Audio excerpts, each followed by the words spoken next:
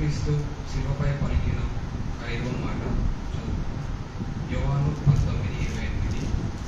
అటు తరువాత సమస్తమును అప్పటికి సమాప్తమైనదని యేసు ఎరిగి లేఖనము నెరవేరినట్లు నేను తప్పికొంచున్నా నేను.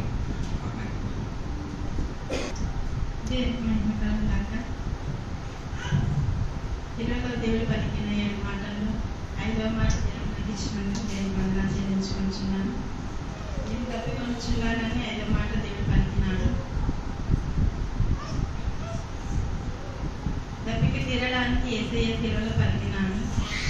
శిలువల మీద పలికిన అతి 7 మాటలు గురించి మనం ధ్యానించుకున్నాము.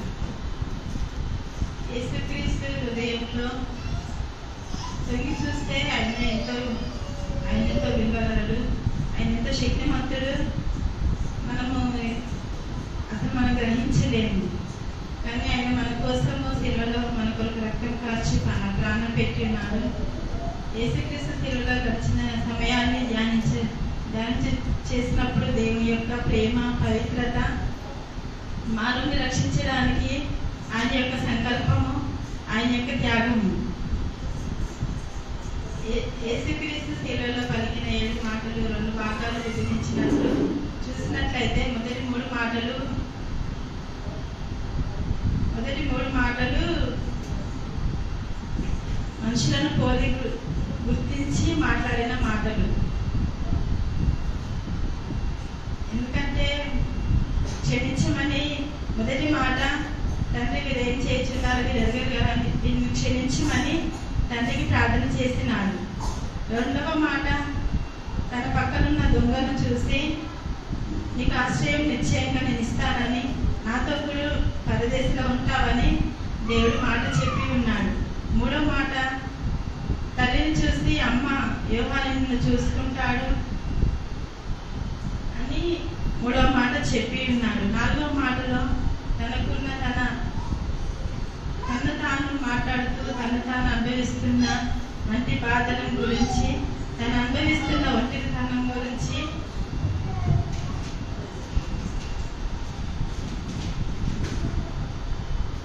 శరీర బాధను నేను తప్పికొనుచున్నాను, తను పవిత్రుడు చేసినట్టు వంటి పని తండ్రి చేతికి తన ఆత్మను అప్పగించుకుంటున్నానని చెప్పాను. 5వ మాట ధ్యానించిన యోహాను 19:28 చదవగలను. అటు తరువాత సమస్తమును అప్పటికి సమాప్తమైనదని యేసు ఎరిగి లేఖనం నెరవేరినట్లు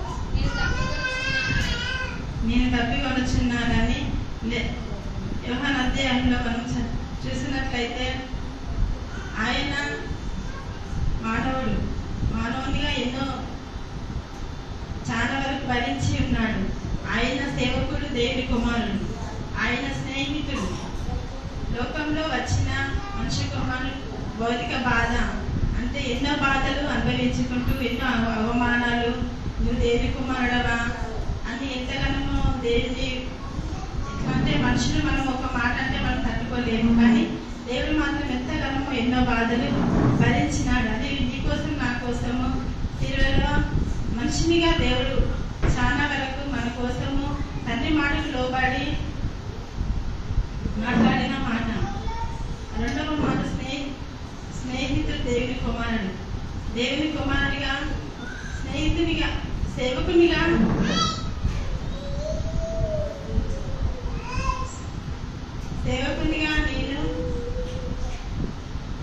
నేను తప్పికొనుచున్నానని పలికిన మాట అనుభవించినాడు. తండ్రి మాటకు లోబడి ఎంతగానో శిక్షకు అసలు ఇప్పుడు ఎంత కాలంలో కూడా మనం ఎంతగానో భరించలేకపోతున్నాం. కానీ వేస్తవారం నుండి ఈ సమయం వరకు దేవుడు ఎంతగానో తప్పిక ఉన్నాడు.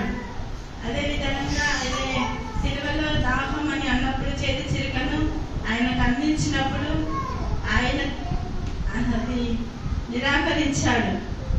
లేఖన ప్రకారము కీర్తనలు 69:21 చదువుతారు. కీర్తనలు 69:21.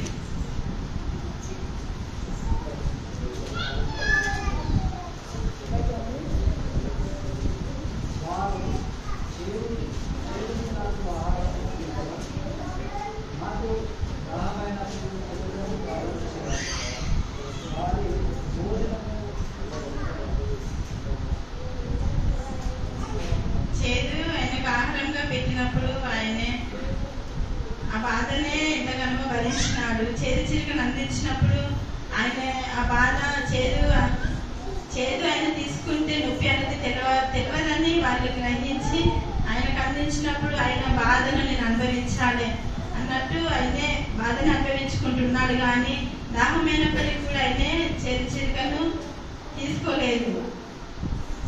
లేఖన ప్రకారం నెరవేరినట్లు ఆయన సేవకుడు, ఆయన స్నేహితుడు, పాపులకు స్నేహితుడు. మనకందరికీ ఆయన గొప్ప స్నేహితుడిగా మనకున్నాడు.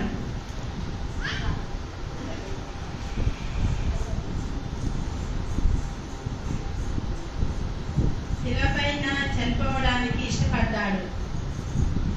ఎందుకంటే ఆయన స్నేహితుడు కాబట్టి. ఇప్పుడు తోటి స్నేహితులు కూడా మనతో ఉన్నప్పుడు మీ ప్రాణమైన మీకోసం నా ప్రాణమైన ఇస్తానంటారు. కానీ అది అంత మాత్రమే ఉంటుంది. కానీ మనకు నిజమైన స్నేహితుడు గొప్ప దేవుడు యేసయ్య కాబట్టి మనకు ఒక గొప్ప స్నేహితుడిగా మనకు పాపలను రక్షించడానికి మన కొరకు ఉన్నాడు.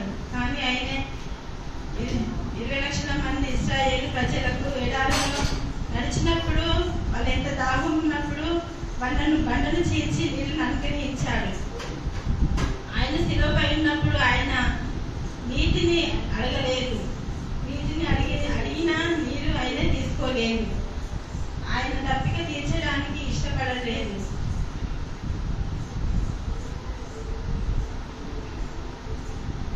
ఎరుకో ఎడారిలో ఉన్నప్పుడు రాత్రిని రొట్టెలుగా చేసుకోమని సాతాను శోధించినప్పటికీ కూడా ఆయన అప్పుడు కూడా ఆకలి ఉన్నప్పుడు కూడా ఆయనే 40 దినాల ఉపవాస ప్రార్థన ఉన్నప్పుడు నేను ముగించాలి, నేను తండ్రి ఆయన శ్రమలన్నీ ఆయనకు కనపడుతూనే ఉన్నాయి ముంగట. తండ్రిని వేడుకుంటున్నాడు ఆ సమయంలో. అప్పుడు ఆహారం కూడా తీసుకోలేదు. ఇప్పుడు దాహం కూడా తీసుకుంటలేడు.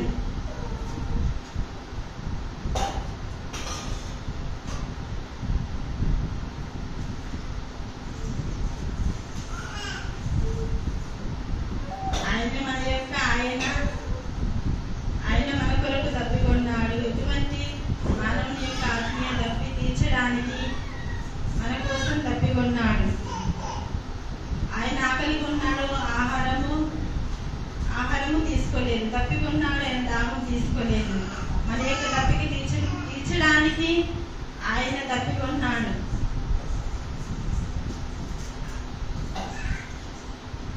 నీ యొక్క తప్పికి తీరడానికి, నీ యొక్క జీవాహారము దొరకడానికి ఆయన అందు మనం ఆనందించాలి. ఆయన అందు మనం సంతోషించాలి. ఆయనకు అదేంటిది, ఇప్పుడు నీ నా తప్పిక తీరాలంటే యేసయ్య దగ్గరికి వస్తే మన తప్పిక తీరుతుంది. నీ నా జీవితము ఆయన మాట తండ్రికి లోబడి ఏ రీతిగా మన కోసం ప్రాణం పెట్టినాడో ఆయన మాటకు మనం తప్పిక తీర్చుకునే కాలంలో మనం ఉండాలని ఈ కొద్ది మాటలు ముగిస్తున్నాం. దేనికి మహిమ కలుగును గాక.